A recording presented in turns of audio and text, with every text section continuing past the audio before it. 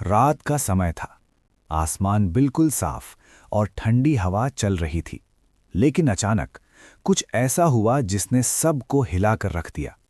लद्दाख के पहाड़ों में तैनात भारतीय सेना के जवान आसमान में कुछ अजीब देख रहे थे।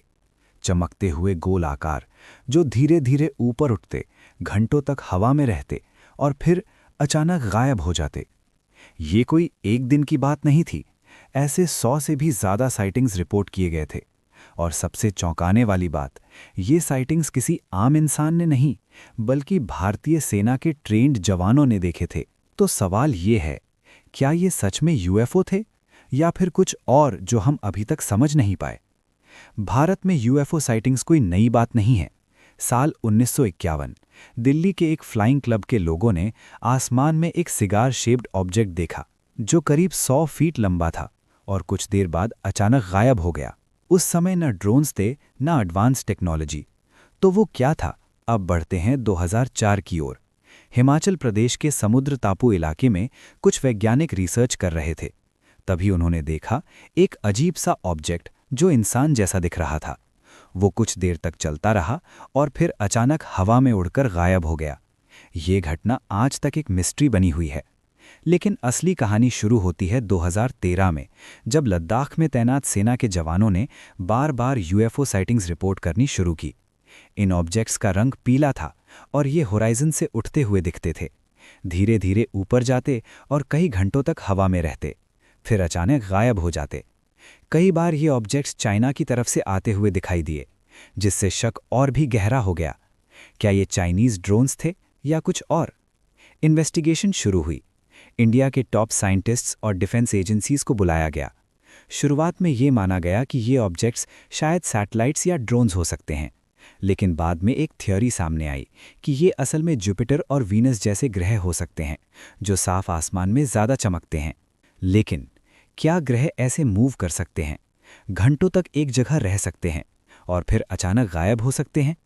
इसका जवाब आज भी क्लियर नहीं है। अब बात करते हैं एक और घटना की। 2018 में दिल्ली में प्रधानमंत्री के रेजिडेंस के ऊपर एक अननोन ऑब्जेक्ट देखा गया। सिक्योरिटी तुरंत अलर्ट हो गई। पूरे एरिया को सर्च किया गया, लेकिन कुछ भी नहीं मिला। वो ऑब्जेक्ट बस गायब हो चुका था। 2015 में महाराष्ट्र के रत्नागिरी में करीब 800 लोगों ने एक बड़ा यूएफओ देखने का दावा किया। उनके अनुसार वो ऑब्जेक्ट करीब 12 मीटर चौड़ा था और बहुत नीचे तक आ गया था, फिर अचानक गायब हो गया। लेकिन हर यूएफओ साइटिंग सच नहीं होती। कई बार लोग फोटोज एडिट करके फेक यूएफओ बना देते हैं। जैसे 2015 में गोरखपुर में एक फोटो वायरल हुई, जिसे बाद में फेक माना गया। अब सवाल उठता है, आखिर ये यूएफओ होते क्या हैं? यूएफओ का मतलब होता है अनआइडेंटिफाइड फ्लाइंग ऑब्जेक्ट, यानी कोई भी ऐसी चीज जिसे हम पहचान नहीं पाते। ये जरूरी नहीं कि वो एलियंस ही हों, वो ड्रोन भी हो सकता है, वेदर बलून भी, या फिर कोई नेचुरल फिनोमिनन। 2023 में एक और शॉकिंग घटना सामने आई। इम्फाल एयरपोर्ट के ऊपर एक यूएफओ देखा गया, जिसकी वजह से 3 घंटे तक फ्लाइट्स रोक दी गईं। इंडियन एयरफोर्स के फाइटर जेट्स तक भेजे गए, लेकिन उस ऑब्जेक्ट का कोई पता नहीं चला। और यही नहीं, 2025 में भी इंडिया बांग्लादेश बॉर्डर के पास एक चमकता हुआ ऑब्जेक्ट देखा गया, जो कुछ मिनट तक हवा में रुका रहा और फिर अचानक गायब हो गया। अथॉरिटीज ने इसे सीरियसली लिया और इन्वेस्टिगेशन शुरू कर दी। तो क्या ये सब एलियंस हैं या फिर कोई सीक्रेट टेक्नोलॉजी जो दुनिया से छुपाई जा रही है? एक्सपर्ट्स क्या कहते हैं?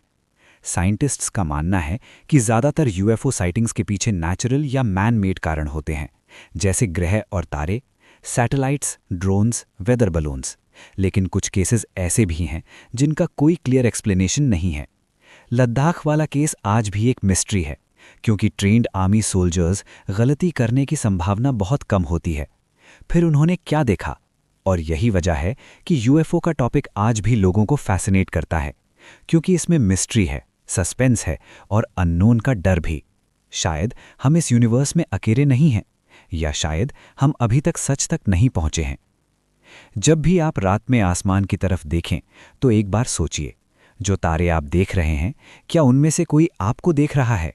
और अगर अगली बार आपको भी आसमान में कुछ अजीब दिखे, तो क्या आप उसे पहचान पाएंगे, या वो भी एक और यूएफओ साइटिंग बन जाएगा? ये कहानी यहीं खत्म नहीं होती।